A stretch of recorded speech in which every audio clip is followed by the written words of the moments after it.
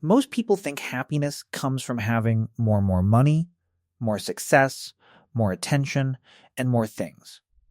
But psychology suggests that lasting happiness often comes from something much simpler: needing less. The happiest people aren't necessarily living the biggest lives.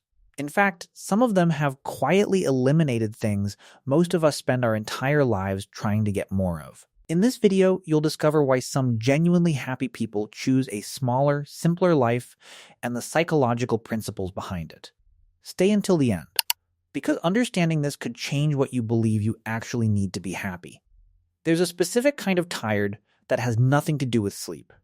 You can rest for 8 hours, wake up, and still feel it pressing on your chest before you've even opened your eyes. That particular exhaustion usually isn't physical. It's the weight of wanting, of chasing something you can't quite name, and never fully catching it. Here's the idea running underneath this entire video. Happiness rarely comes from adding more to a life. It tends to come from removing the things that keep pulling your attention away from the one you already have. That's not the same as giving up on ambition. Keep that in mind, because it matters more than it sounds like it does right now. There's a name for the first reason more keeps failing us. It's called the hedonic treadmill. It works like this: you get the raise, the new apartment, the relationship you used to dream about. For a few weeks, maybe a few months, everything feels different. Brighter, then without any dramatic moment marking the shift, it becomes just life, normal, and somewhere underneath, a quiet voice starts asking, what's next? This isn't weakness. It isn't ingratitude. It's architecture. The mind isn't built to rest in a rival, it's built to keep moving. Which means the more you expand your life, the faster your idea of enough quietly moves out of reach. You don't notice the goalpost shifting. You just notice that the thing that used to feel like everything now feels like a Tuesday. And that would be exhausting enough on its own. But there's a second force working in the background, one most people never notice, because it hides so well inside something that looks like freedom, choice. Think about how many decisions live inside an average day now. Which city to build a life in? Which career path is the right one? Which version of yourself to present? And where? Even something small, like where to eat, can turn into 10 minutes of comparing options, afraid of picking the wrong one. More options were supposed to make us feel free. Instead, they often do the opposite. Every open door is a door your mind has to quietly monitor, a possibility it has to keep comparing itself against, even when you're not actively thinking about it. This is why some of the calmest people you'll ever meet aren't the ones with the most options. They're the ones who've already decided. Not because their life lacks ambition, but because their mind isn't split in 50 directions at once, half wondering if some other version of their life would have felt better by now. And once you see that distinction, the rest of the picture starts to look very different. Because narrowing your choices, as powerful as it is, isn't the whole picture. There's another force shaping happiness even more quietly than options ever could, and the strangest part is, most people never notice they're doing it. Happiness isn't experienced in absolute numbers. A lot of the time, our minds evaluate how we're doing by comparing our lives with the lives around us. This explains a pattern that doesn't seem to make sense on the surface. A person earning a modest income in a small, close-knit community where most people live similarly often reports feeling more satisfied than someone earning significantly more, surrounded by people who all seem to have even more than that.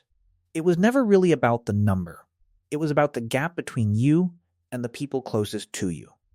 And here's where it gets harder to sit with. The bigger your world becomes, the more cities you're exposed to, the more people you follow, the more successful strangers show up in your feed before you've even had coffee, the more comparison points your mind quietly generates, one after another, without asking your permission.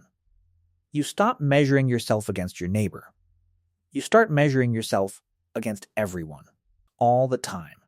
Most people don't realize how much this shapes their mood until they notice the pattern scrolling late at night, feeling perfectly fine, and then closing the phone feeling strangely smaller than they did 5 minutes earlier. Nothing happened.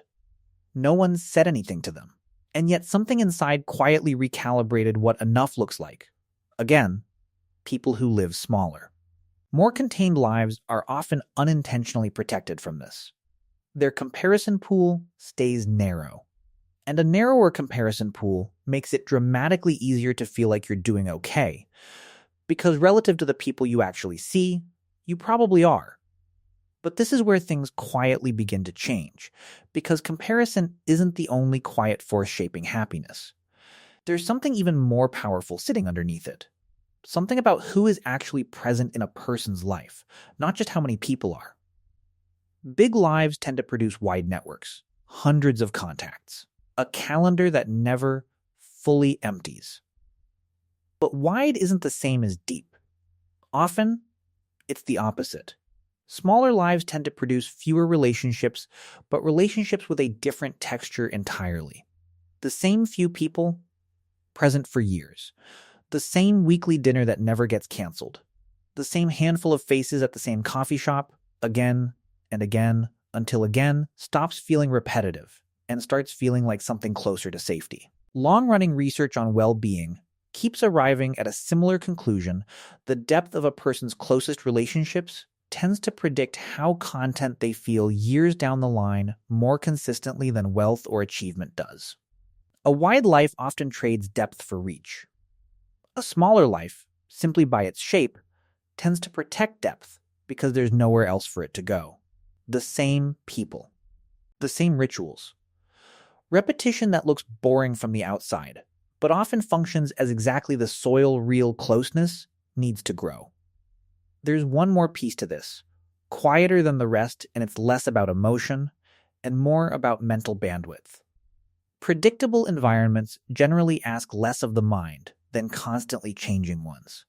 A life with a steady rhythm, familiar streets, familiar faces, fewer daily unknowns, leaves less cognitive load spent on adjusting, adapting, and figuring things out as you go. A life built around constant novelty can be genuinely exciting, but excitement takes effort. It occupies a kind of mental space that never quite settles, even in the good moments. Smaller, steadier lives free up that space. Not because stillness is automatically better than movement, but because a mind that isn't constantly recalculating has more room left over for the people and moments actually in front of it. None of this is an argument against ambition. Plenty of people live expansive lives and are genuinely deeply happy. It's about noticing which parts of a bigger life are genuinely chosen and which parts were simply absorbed, quietly, because bigger was always assumed to be the goal, without anyone ever actually asking why. Because expansion doesn't automatically create happiness. Sometimes it creates more choices to second guess, more people to compare against, more instability to sit with. And all three of those things tend to work directly against the kind of peace most people say they actually want. So maybe the question was never how much can I build? Maybe it was always how much can I settle into? The happiest people aren't small because they lacked the ability to go bigger. Many of them could have. Some of them tried and quietly chose to come back. Not because less is inherently better, but because less made room for something that more never could. Fewer open doors, deeper roots, a little more room to think. Not a smaller life, just one finally fully lived in.